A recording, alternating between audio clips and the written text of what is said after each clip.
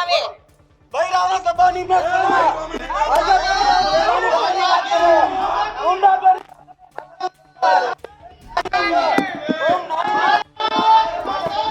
હાલ જલ્દી હાલ નીકળ હાલે આવા કરતા ન કોઈને તે પાડી દેહી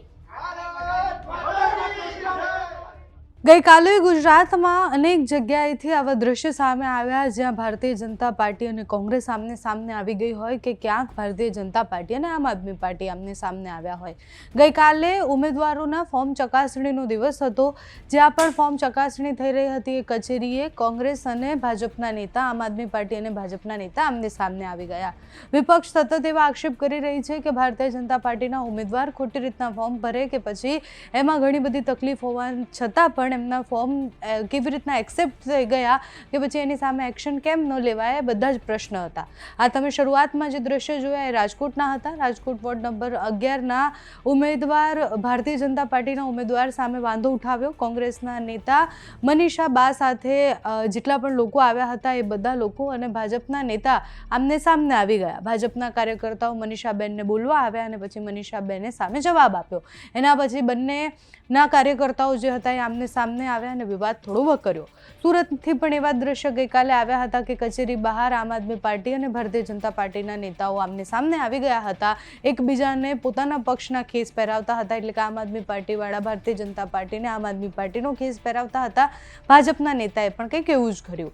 ગુજરાતભરમાં ગઈકાલે જ્યારે ફોર્મ ચકાસણી થઈ રહી હતી ત્યારે વિપક્ષના સતત એવા આરોપો હતા કે બહુ જ બધા એવા ખોટા ફોર્મ છે જે ખોટી રીતના ભરવામાં આવ્યા છે અને છતાં પણ એને રદ કેમ નથી કરવામાં આવ્યા.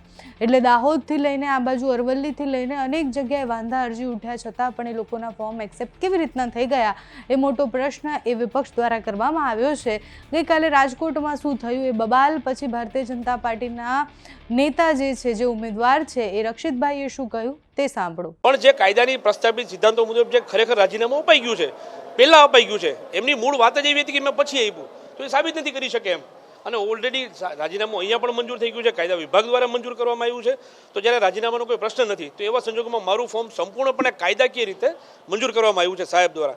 કોંગ્રેસનો એવો પણ વાંધો લેવામાં આવ્યો કે અહીંયાથી લઈ અને છેક ઉપર સુધી બધા જ લોકો ખરીદાયેલા, એવું કોઈ દિવસ હોઈ શકે નહીં. આ કોંગ્રેસની હલકી અને નબળી માનસિકતા બતાવે છે, કારણ કે એને ખબર છે કે ક્યાંય જીતવાના છીએ નહીં અમે. ઠીક છે, કોંગ્રેસ એની રીતે આ તો તંદુરસ્ત લોકશાહી છે, તંદુરસ્ત રીતે લડવું જોઈએ. અમે પણ એવું માનીએ છીએ કે એ પણ તંદુરસ્ત રીતે લડે, કારણ કે લોકશાહીમાં બધાએ લડવાનો અધિકાર છે. હું પણ અમે તંદુરસ્ત રીતે અમે લડી રહ્યા છીએ અને સરસ રીતે અમે જીતીશું. અમે વિષય જાણ્યો નથી, સરકારી છે તો એમણે ફોર્મ ભર્યા પહેલા એનું રાજીનામું દેવું જોઈએ અને રાજીનામું એણે 9 તારીખે આપેલું છે.